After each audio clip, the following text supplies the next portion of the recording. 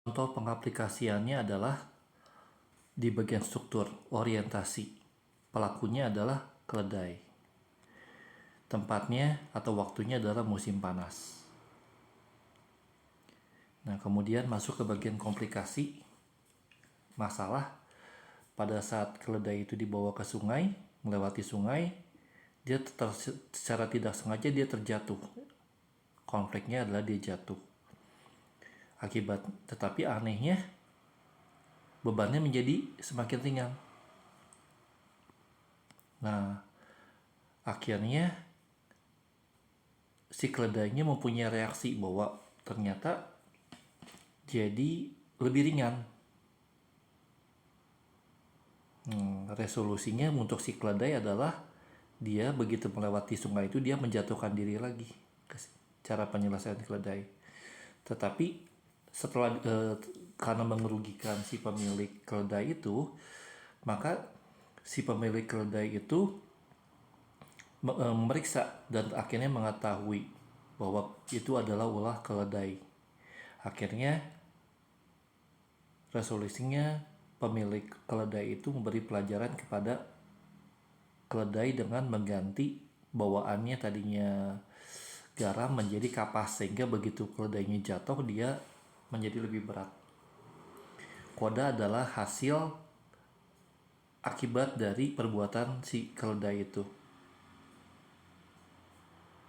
Karena perbuatan keledai itu, maka dia menjadi terkena akibatnya. Demikian.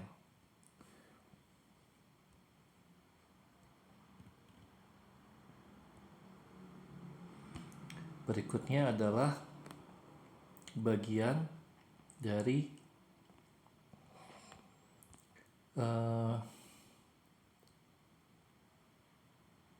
atau setting amanat perbedaan antara fabel dengan cerpen. Otomatis cerpen adalah sesuatu yang lebih serius, makanya cerpen adalah kesatu. Fabel dia cuman terbatas untung dan rugi saja, tetapi tema dari cerpen lebih luas, bisa percintaan, persahabatan, keluarga, agama, dan lain-lain. Latarnya biasanya lingkungan, tempatnya. Tetapi kalau untuk cerpen bisa di mana saja, tempat, waktu, dan lebih bervariasi. Untuk tokohnya biasanya fabel adalah binatang, hewan. Tetapi kalau cerpen itu bisa bermacam-macam. Tokohnya bisa banyak. Penggambarannya cuman kalau untuk fabel cuman sifat baik dan buruk yang diinspirasi dari manusia. Tetapi cerpen dia lebih realistis. Artinya karakter yang baik pun mungkin tidak selalu baik. Kadang-kadang ada sisi jahatnya. Sedangkan karakter yang jahat pun tidak selalu jahat. Mungkin dia mempunyai sisi baik. Untuk alur ceritanya biasanya alur maju. Tapi kalau cerpen bisa alur maju, mundur, atau campuran. Campuran maksudnya bisa maju terus di tengah-tengahnya dia alurnya mundur. Jadi campuran dari maju dan mundur.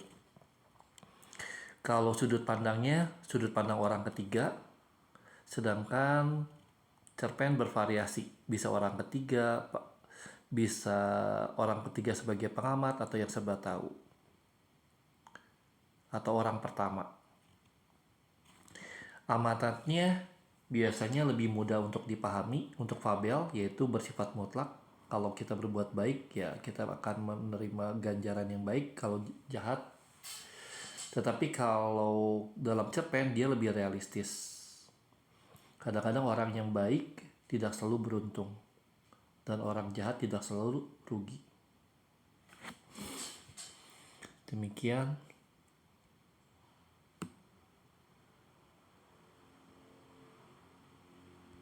hasil. Kemudian untuk penyusunan fabel biasanya menentukan untuk menyusun fabel biasanya menyusulkan pesan moral, terus tokoh dan latar, kerangka karangan sesuai dengan pesan moralnya, kemudian dikembangkan. Terus dalam membuat kebahasaannya sifatnya biasanya mendeskripsikan karakter, menceritakan fisik maupun pribadinya. Terus kata-katanya menggambarkan latarnya waktu, tempat dan suasana. Kata kerjanya yaitu peristiwa yang dialami pelaku. Kemudian kata-katanya bermakna denotatif, artinya sesungguhnya, jadi mudah dipahami. Kemudian disipkan oleh ujaran tokoh yang lainnya untuk menghidupkan suasana. Demikian.